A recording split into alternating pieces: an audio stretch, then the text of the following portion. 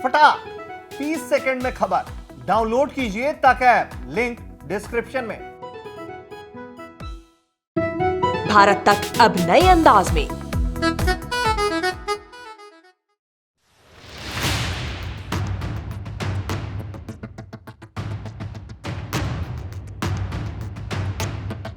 भारत के एक तरफ चीन है तो दूसरी तरफ पाकिस्तान, जो सीमा पर किसी न किसी साजिश को अंजाम देते रहते हैं। और इसी वजह से अब चर्चा हुई 2 दिवसीय सेना कमांडो के सम्मेलन के दौरान चीन और पाकिस्तान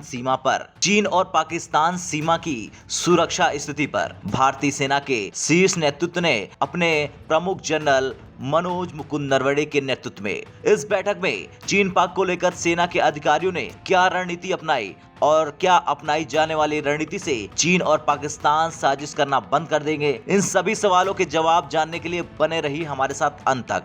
दरअसल इस बैठक में शामिल सरकारी अधिकारियों ने कहा कि सेना के कमांडो ने चर्चा की सबसे पहले सीमाओं पर सुरक्षा स्थिति की, यानी चीन पाकिस्तान सीमा की। उसके साथ ही साथ जम्मू कश्मीर की स्थिति को लेकर भी काफी देर तक चर्चा हुई। बता दें इस बैठक में जो सेना प्रमुख के नेतृत्व में हो रही थी, उसमें सबसे पहले सेना के कमांडो को पूरी तरह से अवगत कराया गया पूर्वी सेक्टर में पीपुल्स लिबरेशन आर्मी की गतिविधियों, उसके साथ ही साथ चीन सीमा पर स्थिति से। वैसे ये दुनिया के सभी देशों ने देखा कि सीमा पर चीन की ओर से एक तरफा आक्रामक कार्रवाई की गई और उसके बाद पिछले साल अप्रैल मई से ही बना हुआ है भारत और चीन के बीच सैन्य गतिरोध। भारतीय वीर जवानों ने भी चीनी आक्रमण का बहुत आक्रामक तरीके से जवाब दिया और कई स्थानों पर उसके कार्यों की जांच की। गलवान झड़प भी वही हुई जिसमें दोनों पक्ष हताहत हुए। ये किसी से छुपा नहीं है कि भारत क्षेत्र में शांति स्थापित करने की दिशा में काम कर रहा है, लेकिन दुश्मन सैनिकों द्वारा किसी भी दुस्साहस को विफल करने के लिए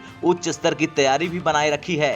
दोनों पक्षों ने भारी हथियारों के साथ बड़ी संख्या में जवानों को इलाके में तैनात किया है। यहाँ बुनियादी ढांचे का निर्माण भी बहुत भारी रहा है। तो वहीं दूसरी तरफ सरकार ने जनरल बिपिन रावत के उत्तराधिकारी के चयन की प्रक्रिया तेज कर दी है। समाचार एजेंसी पीटीआई की रिपोर्ट की माने तो सरकार ने अगले प्रमुख रक्षा अध्यक्ष यानी सीडीएस की नियुक्ति के लिए प्रक्रिया शुरू कर दी है। आधिकारिक सूत्रों की माने तो तीनों सेनाओं से मिली सिफारिशों के आधार पर नामों की सूची की मंजूरी के लिए जल्द ही रक्षा मंत्री राजनाथ सिंह को सौंप दी जाएगी। अधिकारियों ने बताया कि सरकार ने सीडीएस का चयन करने के लिए थल सेना, नौसेना और वायुसेना के वरिष्ठ कमांडर की सदस्यता वाली एक समिति को अंतिम रूप दे रही है। हाल ही में थल सेना प्रमुख जनरल एमएम नरवणे ने चीफ ऑफ स्टाफ कमेटी के चेयरमैन का पदभार संभाला।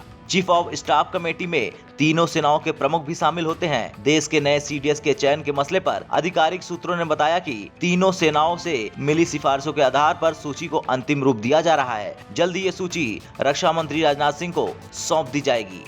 ब्यूरो रिपोर्ट, भारत तक।